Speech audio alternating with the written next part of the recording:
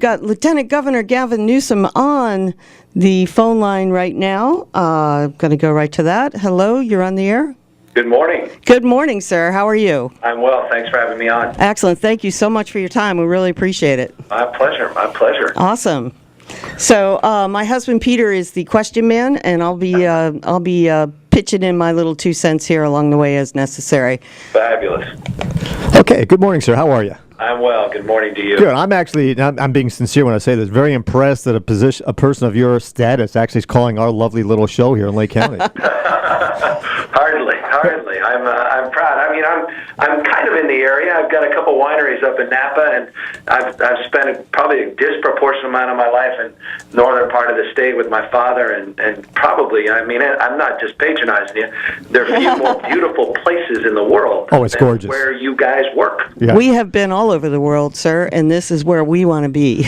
Yeah. Yeah. The word work though is very misleading for us. But anyway, so yeah, I did. I'm new to California. I've only been here a couple of years. My wife's been here a little bit longer than I, and so I did some nice research on you. And you are obviously a very successful business person. I think I heard you own like 60. At some point, had 16 or 17 businesses going on, including some wineries and some restaurants, and that's kind of cool. I like restaurants. So anyway, my first question is, and it sounds like a silly question, but what is the role of a lieutenant governor? Yeah, it's a great question, and I sort of mocked myself during the campaign, a little bit tongue-in-cheek, saying, what the heck does a lieutenant governor do? I mean, is it like a vice president? Yeah, I mean, that's it. In fact, interestingly, I'll be seeing the vice president today. He's in town, so we can compare notes about our love for the TV show, which is just, anyway. But it's, it's interesting. When the governor's out of the country or out of the state, you have sort of the executive authority that's vested in the governor, that's vested in you. Beyond that, there's an old joke about lieutenant governor, and John Kerry used to say this when he was lieutenant governor out there in Massachusetts. He said the primary role of the lieutenant governor is to wake up every morning and pick up the paper, go to the obituary section and see if the governor's name appears. Of course, if it doesn't, you go back to sleep. I love that. Oh, I like that. But that's the self-deprecating side. The truth is, I chair the State Lands Commission in California every other year, which is a big deal. It's a 3-member commission. So anybody that's concerned about any state rights issues related to oil extraction on or off the coast, issues of restoration of our rivers, water-related issues, even fracking issues, that is a very, very important agency which the Lieutenant Governor chairs. I'm also on the UC Board of Regents and CSU Board of Trustees, so the issue of higher education is near and dear to me, and it's a perfect place for the Lieutenant Governor to be because of that role. And perhaps more important than any other, I chair the Economic Development Commission in the state. It's a 17-member commission, and what matters as it relates to issues of jobs in the economy is as an extension of your previous comment, a big part of my life. I mean, as a small business person that started out of college, opened a small wine store in San Francisco in 1991, 1992, and I'm very proud today to have 15 operating businesses, over 700 employees in the state. I operate a hotel up in Napa County and 3 wineries, a couple restaurants, and I'm very proud of that. I don't say that to impress or brag, but just to impress upon you. The issue of jobs in the economy is something I'm very, very intense and passionate about, and so the issue of the role of Lieutenant Governor is ideal from that perspective, emerging of jobs in the economy, higher education, and then the issues of environmental stewardship. Okay. Well, since you brought the economy into play in your business background, let's talk about that for a minute. I know that you're the chairperson of this the committee on economics. I have a concern because Lake County is kind of one of those counties that kind of get pushed aside and ignored most of the time by government, and both locally and at state level. What is your plan of attack, for better choice of words, to generate our economy? Are you looking at, and again, I'm going to say this because you're part of it, are you looking at the wine industry in Northern California as the savior of our economy? Are you looking at diversification? Do you have plans to help the small business owners? Yeah, I mean, look, the spirit of the question is spot on, and of course the specifics of your question are right on. Look, let me give you my sort of global, and then let me try to localize an answer that legitimizes the sincerity of the question. Here are a couple thoughts. California is dominantly a coastal economy in terms of where our job creation is really exploding. California's coast doing disproportionately better than the inland part of the state. It's no longer a state defined. When I was growing up, it was defined north versus south. Mm-hmm. Now it's really coastal versus inland. I think we've done a terrible job, and I say we because I'm part of the problem, and I recognize that, supporting our rural communities. We have what seems to be disproportionately an urban agenda, but we're failing rural California. And I think that's suggestive of some of the secession discussions up in the farther part of our state that have been going on, frankly, for decades.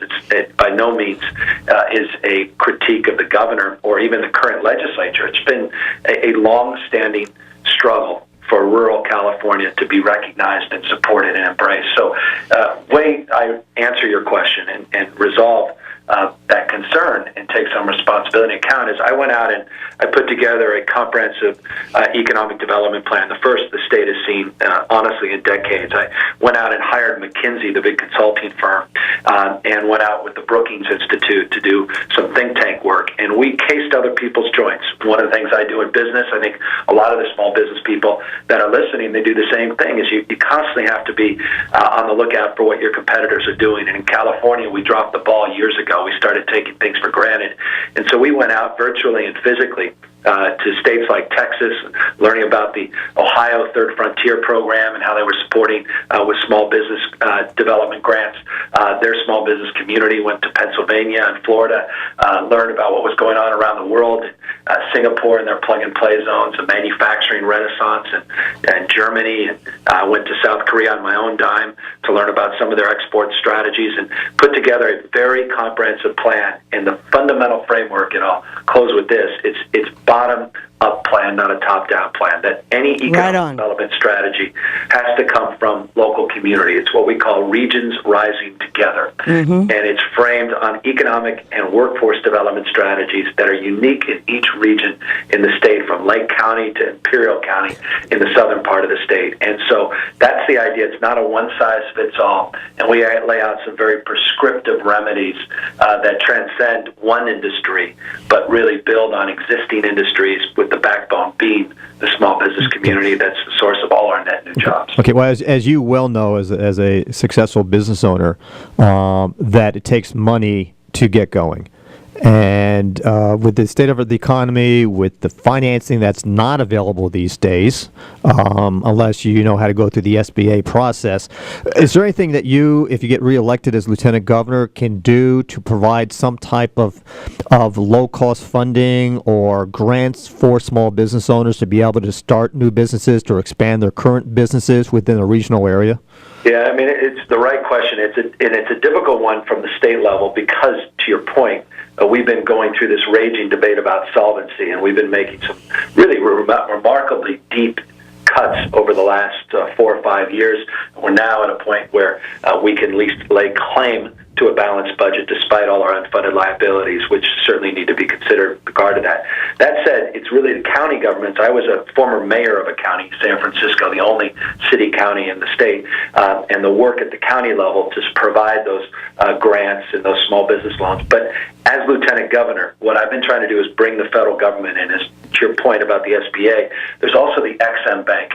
One of the great opportunities, the low-hanging fruit of opportunities in this country for small businesses is to get familiar with the XM Bank, which allows for guarantees and for loans to give small businesses, even micro businesses, that person that's listening, that one-person operation, 2-3-person operation, the opportunity to export. And I know it sounds absurd because you're trying to struggle just to keep your doors open and try to sell to the person down the block.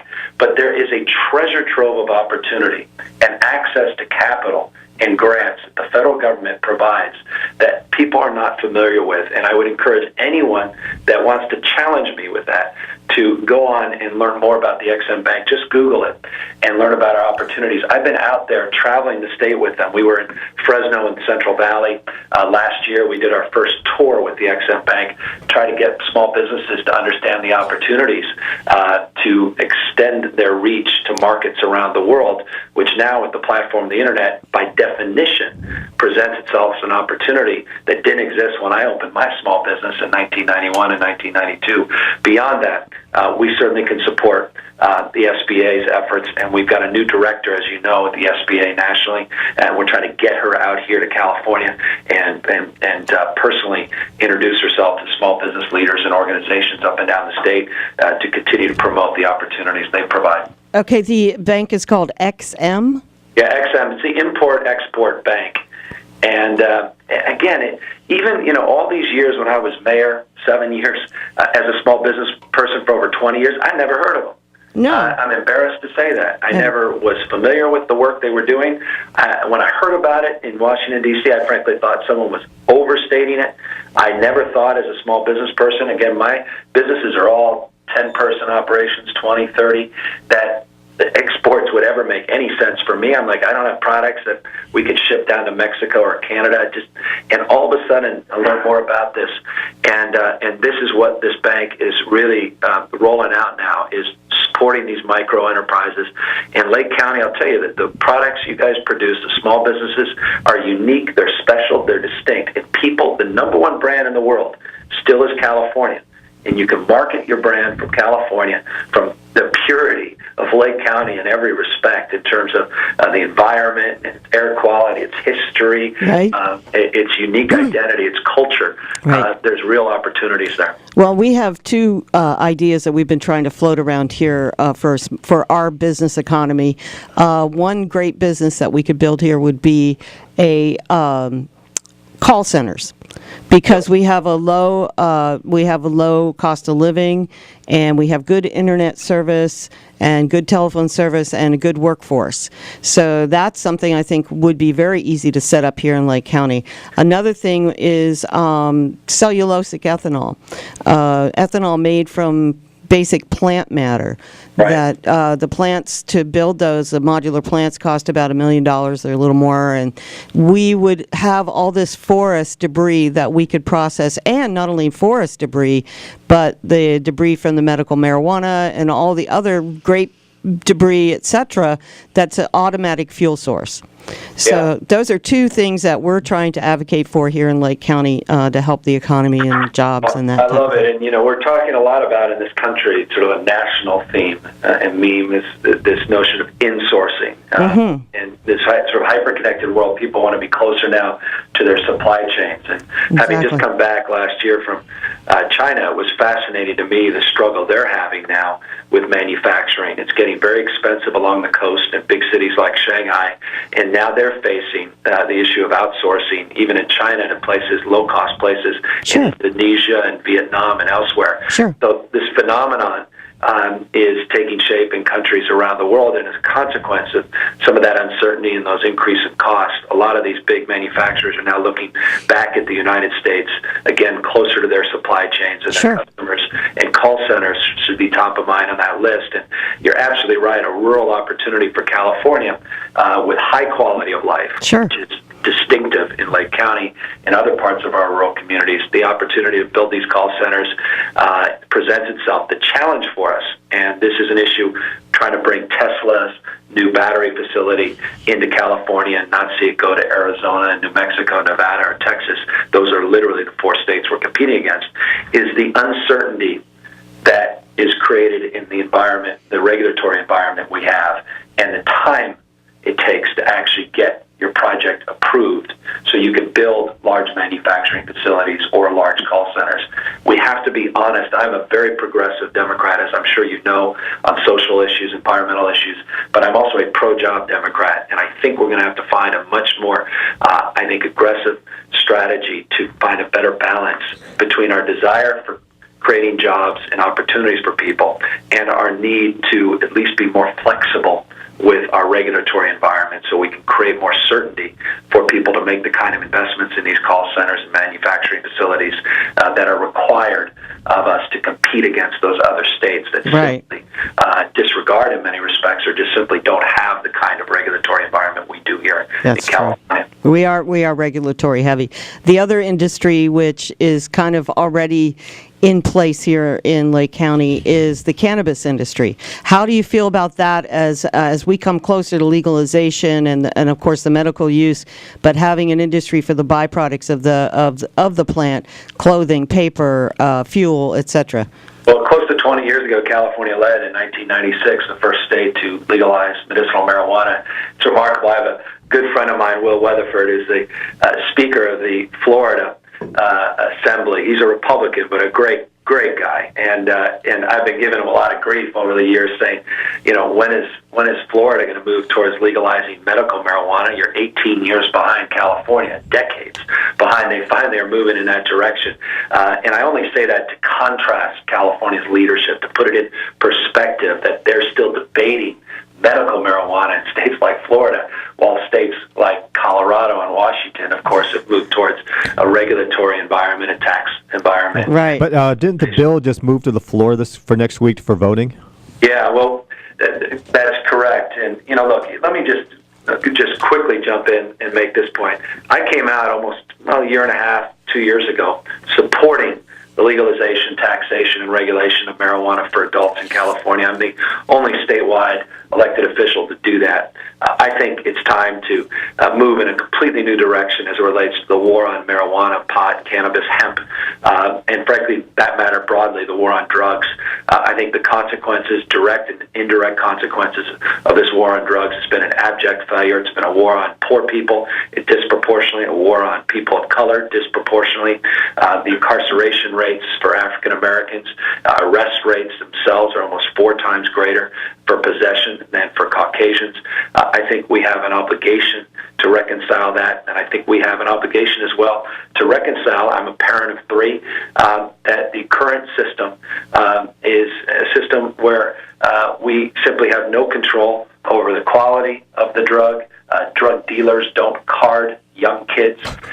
We have got to get our arms around this. We've got to be reflective and honest about this drug and its use and abuse, but at the same time, reflective and honest about the failure of this criminalization policy. And so I'm hoping, I chair a work group with the ACLU. We're hoping to inform a ballot initiative for 2016 to legalize the drug and do it in a very, very thoughtful and mature way, learning the lessons from Colorado's implementation, and soon, as you know, this summer, in fact, just in a few months, Washington's implementation. Yeah. Aren't your views, I'll be polite, different than Governor Brown's on this issue? I'd say you don't have to be polite. He went on, it's funny, I had a slot on Meet the Press, and I had to cancel, and he took that slot, and I say that only to make this point. They asked him specifically about a question they were going to ask me about the legalization of marijuana. I gave a very pointed speech on the war on drugs at the Democratic Convention, and the Democratic Party the next morning came out on a voice vote unanimously supporting my position, the broader position of legalization, in stark contrast to the week prior on Meet the Press, where Governor Brown referred to people that smoke pot. This whole issue is people as stoners and potheads. Oh my God! I just couldn't believe he said that. I thought it, and I was quite critical of that. I admire and respect the governor. He's going to be, I think, an outstanding 4th-term governor, and I look forward to working with him. But this is a real issue for me. This is not an issue that could be diminished with that kind of language. He knows better. I thought it was dismissive, and frankly, it was sort of an amateurish way of discussing a very serious issue. I mean, there are people today in the California system that have been incarcerated for years and years that cannot see their children that cannot see their father or mother except behind bars. The economic costs, the ethical and moral costs of that disproportionate, again, people of color, people that are poor. I think it's horrific, and I think we have an obligation to quickly address this. But let's have an honest debate. Again, I'm a parent. I understand people's opposition to legalization. I don't want to see my kids use or abuse the drug any more than anybody else. I don't want to see people driving under the influence of the drug. I don't want to see people advertising to our kids. I don't want to see big chain stores opening up on every street corner selling the drug. I get all of that. But at the same time, I don't want to see us trying to incarcerate our way out of this war. We have failed for 40 years. We've wasted $1 trillion, and we've wasted hundreds of thousands of people's potential in their lives because they've been caught up, made a mistake in their lives, and never gotten back on track. And so, with respect to the governor, referring to people as potheads, I just think is it's beneath him. Well, first of all, he's insulting, and I will use that word, insulting a lot of the voters that may want to vote for him. So I don't get, from a political point of view, I don't understand those comments. Yeah, that's a point as well. Yeah. So here's my next question. Obviously, you and Governor Brown differ on this particular subject. Does that interfere with your working relationship? And actually, how do you get along with the governor? Because you do have different viewpoints on things. Yeah, including jobs and the economy. Yeah. I've been more aggressive in many ways and a little more pointed about the fact we need to be more intentional and we need to step up our game on economic development.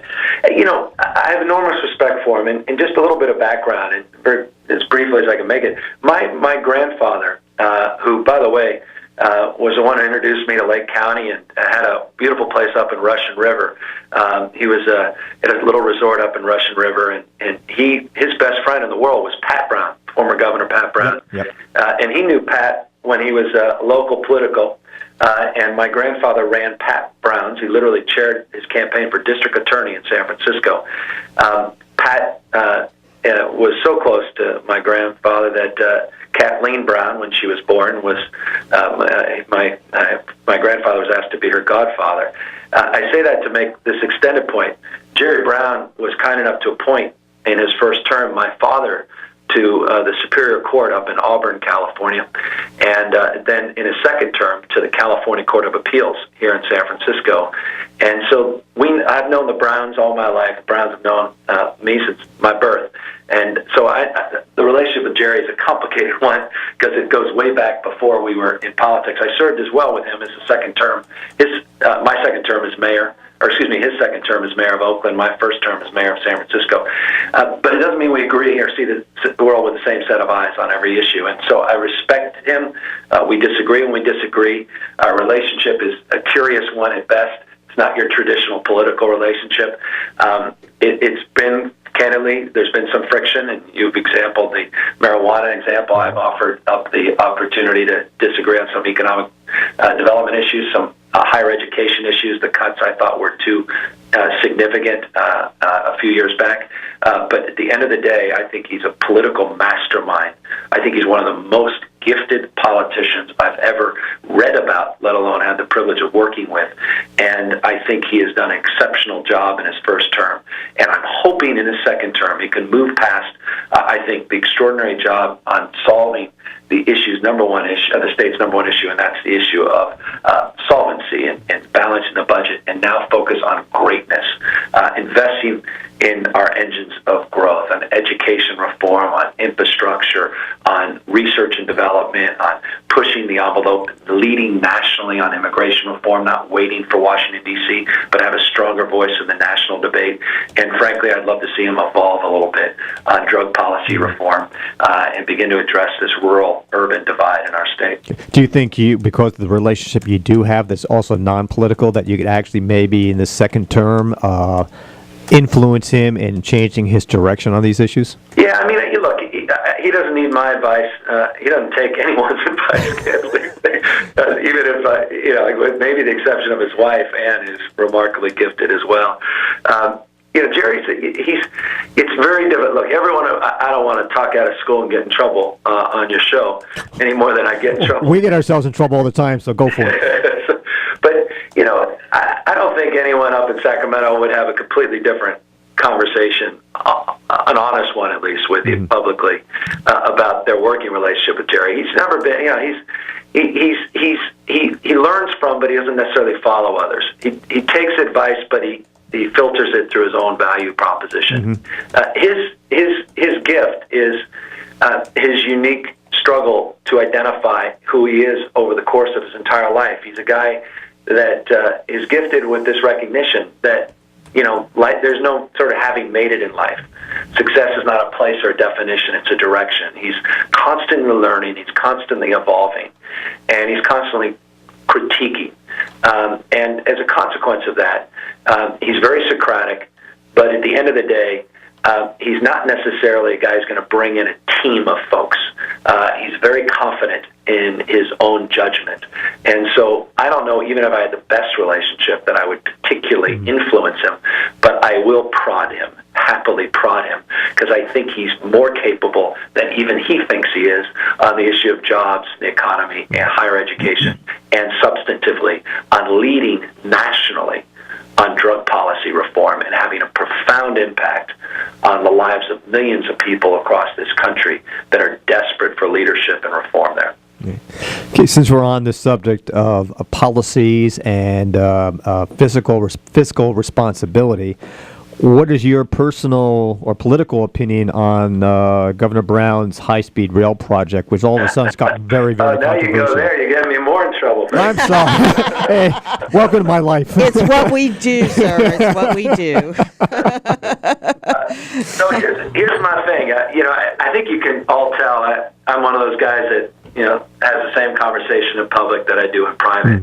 Years and years ago in 2004, I survived a potential recall and being arrested myself because of some actions I took as mayor as it relates to the issue of marriage equality. And having survived that and really thrived with the idealism of trying to change the world, no matter where you stand in life, even if you don't have the authority to try to change the trajectory. I said to myself, I kid you not, I promised to myself, I said, I want to maintain this authenticity regardless of whether people disagree with me or agree with me. I'm not ideological. I'm open to argument. I'm interested in evidence. I want to compromise. I want to raise the bar, even if I can't go as far as I'd like. I always try to work with the other side. And so I say all that as a precursor to say the following. I was a huge supporter of the high-speed rail. When I was mayor, I was the first mayor in California to go out and endorse it. I campaigned aggressively for it, did fundraisers for it. I was there as one of my last acts as mayor with Ray LaHood, the former Secretary of Transportation, Senator Feinstein, Boxer, at the time Speaker Pelosi. We had a big groundbreaking at the Transbay Terminal in San Francisco, which we announced would be the Grand Central Station on the west coast of the United States, and its northern terminus for the high-speed rail. It was a point of real pride for me getting the zoning for that all done, and now it's under construction, and you'll see the largest tower west of the Mississippi actually develop there in the next few years that Salesforce.com will take over. So that's the background. The problem is what I promised and what I promoted back then is not what we are delivering today, not even within a margin of error. The costs have gone through the roof. The ridership numbers have been reduced substantially. The operating subsidy, I think, is a real concern that it will cost the general fund. Others disagree with me, but I believe very strongly it's going to cost the general fund, not generate a profit like we were promoting a few years back. We're starting to take money from other very, very, very vulnerable projects, other infrastructure projects, our deferred maintenance in the state, our water system itself in peril of getting, I think, short-shifted because we're losing trust with the voters about our ability to manage large-scale projects and deliver them on time and on budget. So good people can disagree. I would love to have seen a high-speed rail when I was a kid. I mean, this is the technology was born in 1960. I mean, why the United States doesn't have 30 or 40 operating high-speed rail systems is beyond me. But we're at a point in time where I just think this project is derailing, and it's derailing fast, and it could come at a huge cost to many other transit projects up and down the state. I believe infrastructure is a primary motivation for any economic development, recovery, and strategy, and I want to see people working all across our state, but I'm very worried about where this project is today. As much as I would love to see it happen, I'm very concerned about it. Fair enough.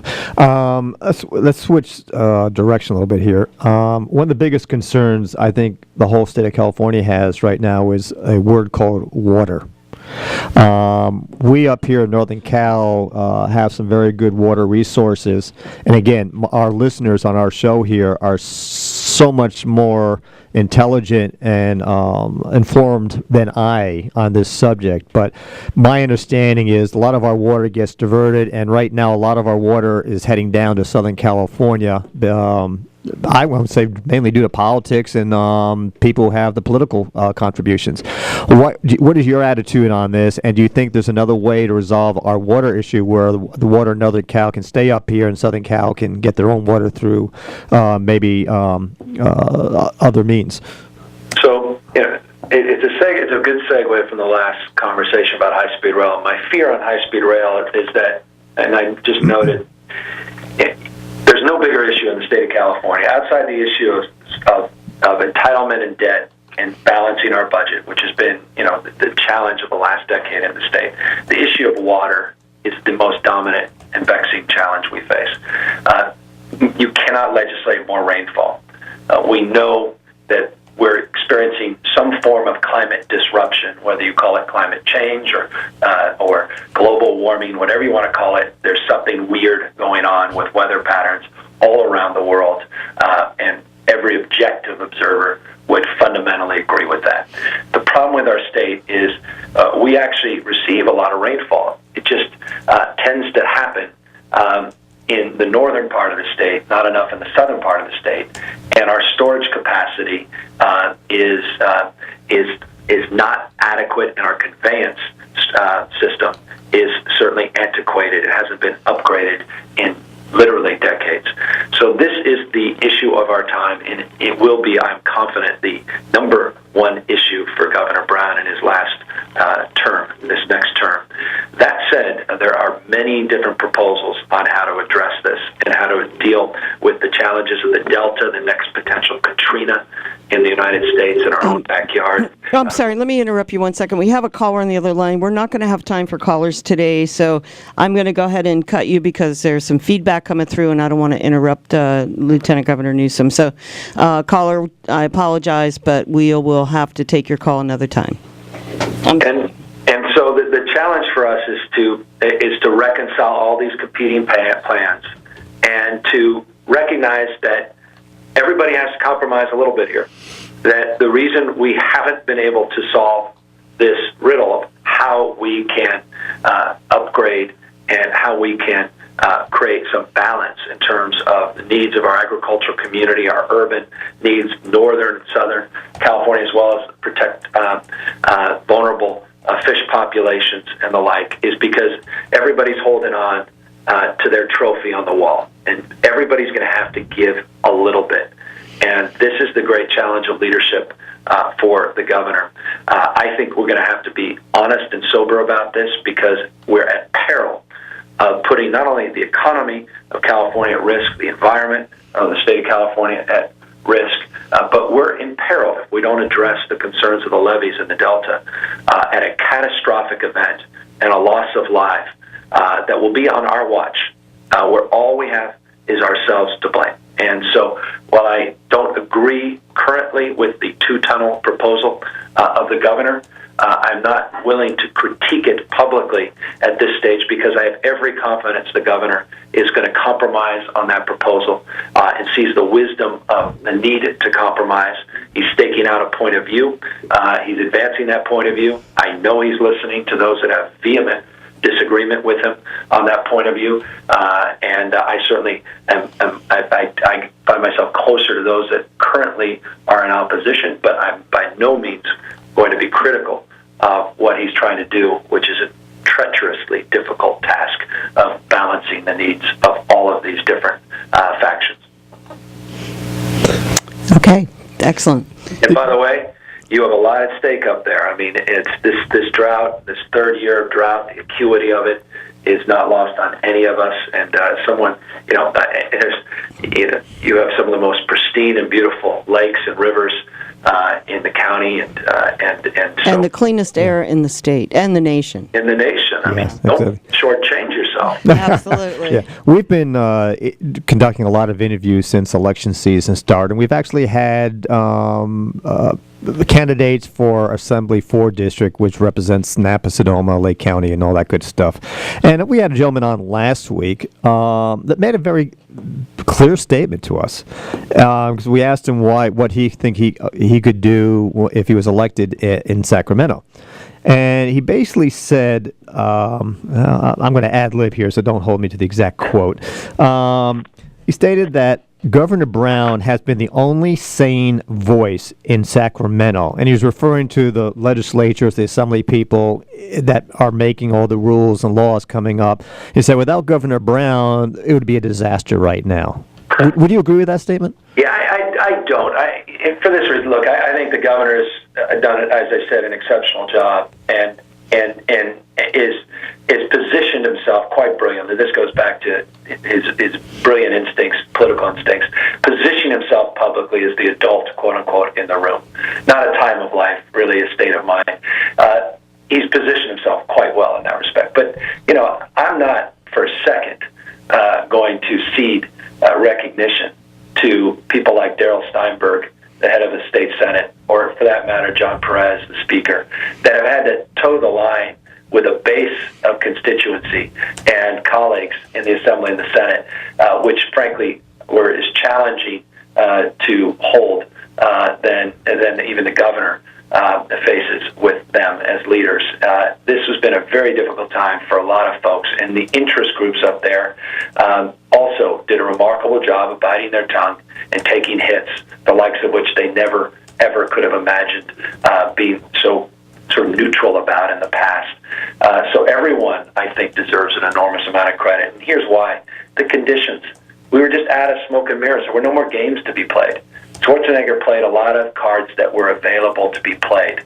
And frankly, I don't think that Brown would have completely avoided playing some of those cards, with all due respect to the governor. He would, of course, say otherwise, but he would have played some of those, perhaps not to the degree that Schwarzenegger did.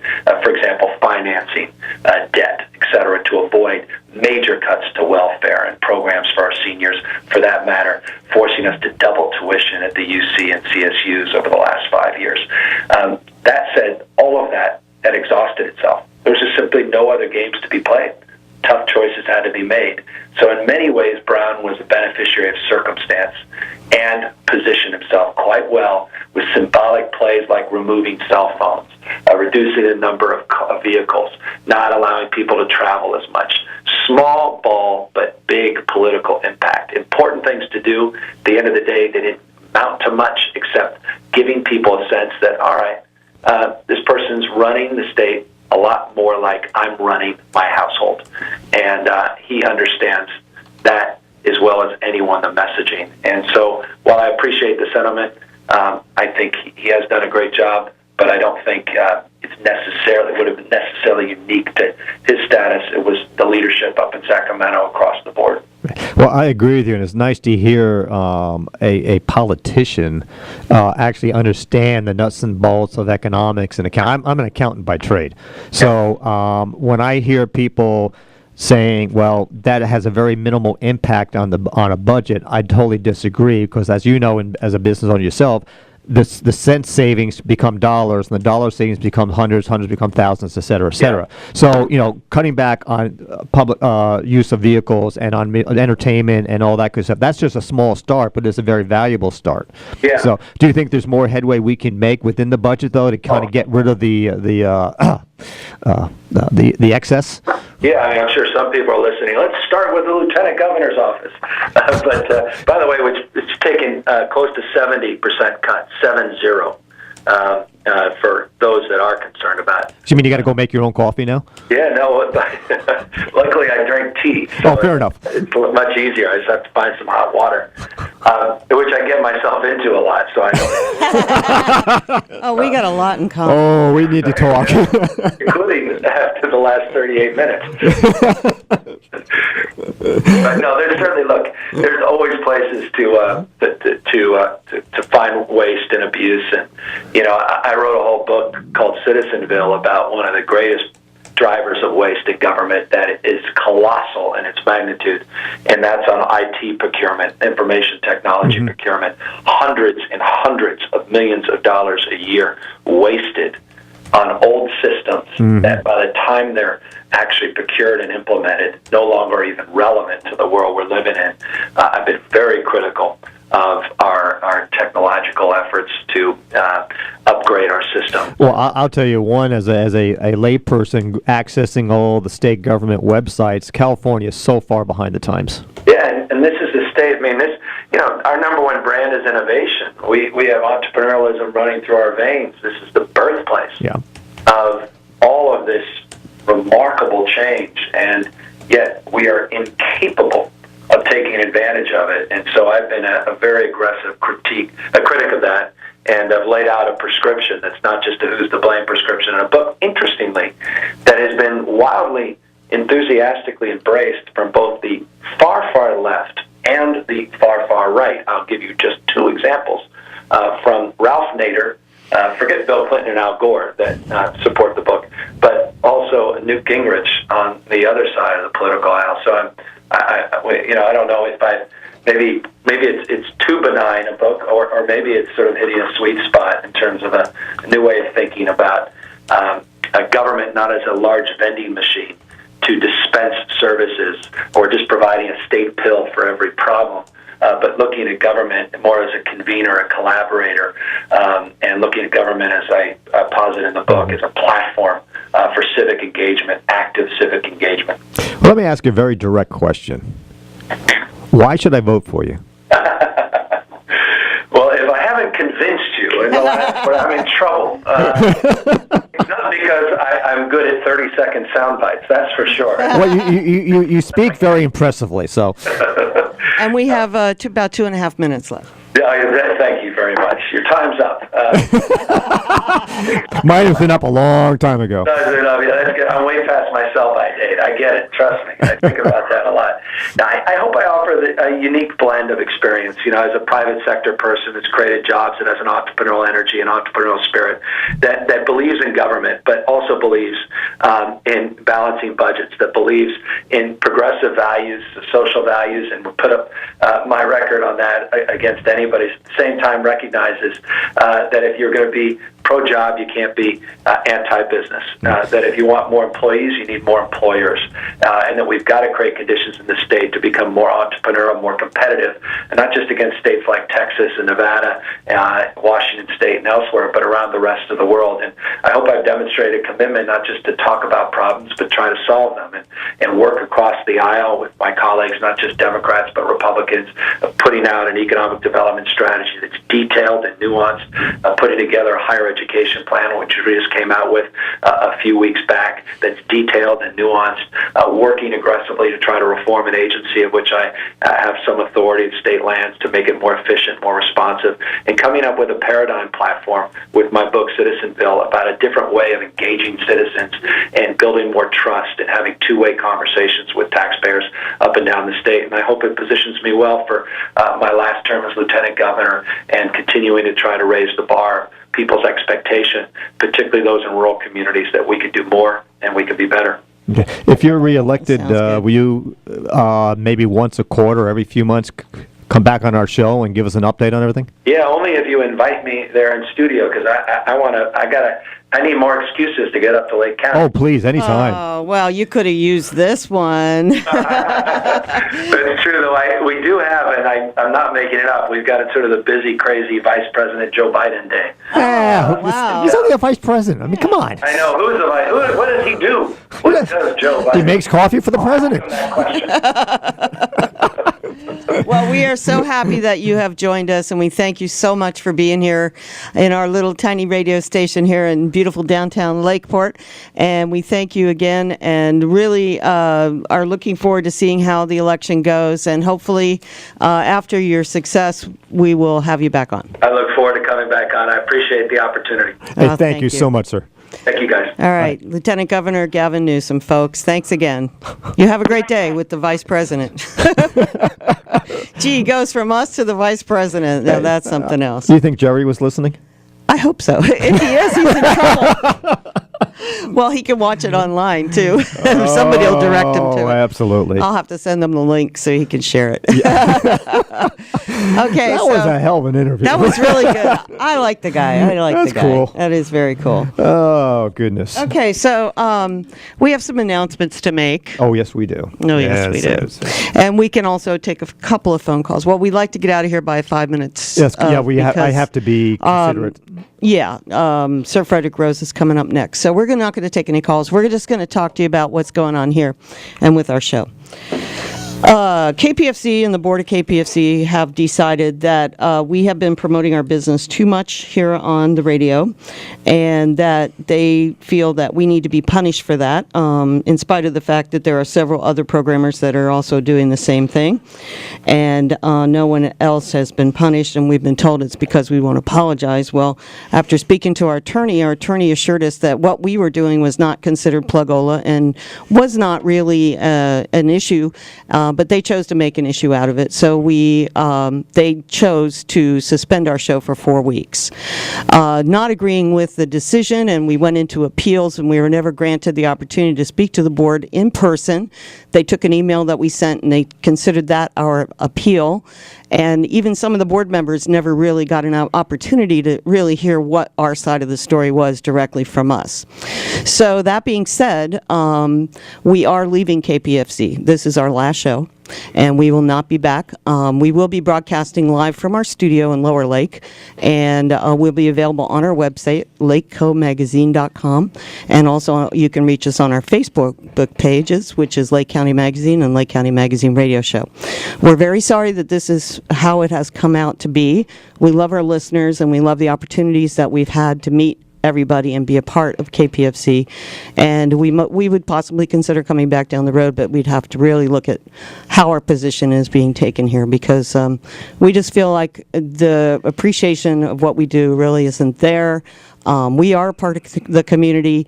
We have a video production company that does 90% of its work for free, including KPFZ events, videotaping, and broadcasting those events and broadcasting other things that is related to the studio and also to the community at no charge. We have an online magazine, but we don't make any money off that magazine.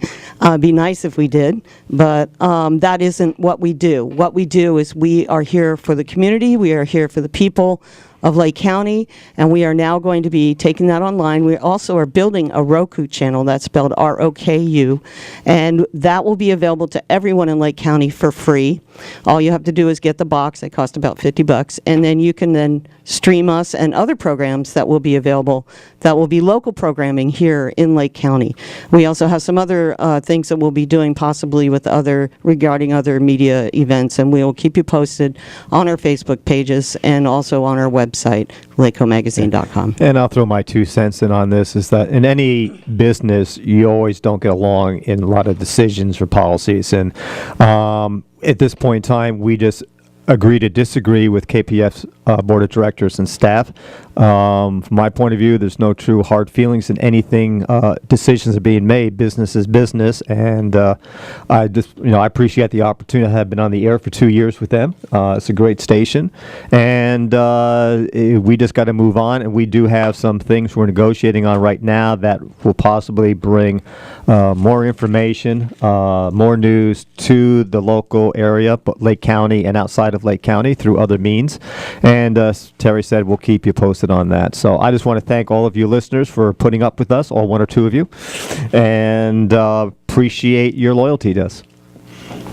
Okay, and that being said, it's about time for us to slide, because we promised Tony we would not cut into his time anymore. So, and this is the end, so it won't happen again. So we want to thank everybody again and wish you all the best of luck. And please keep in touch with us and check in with us online. And if you need us, you can call us at our office at 701-6416. You can always leave a message there, and we'll catch up with you on the rebound. This is Lake County Magazine signing off.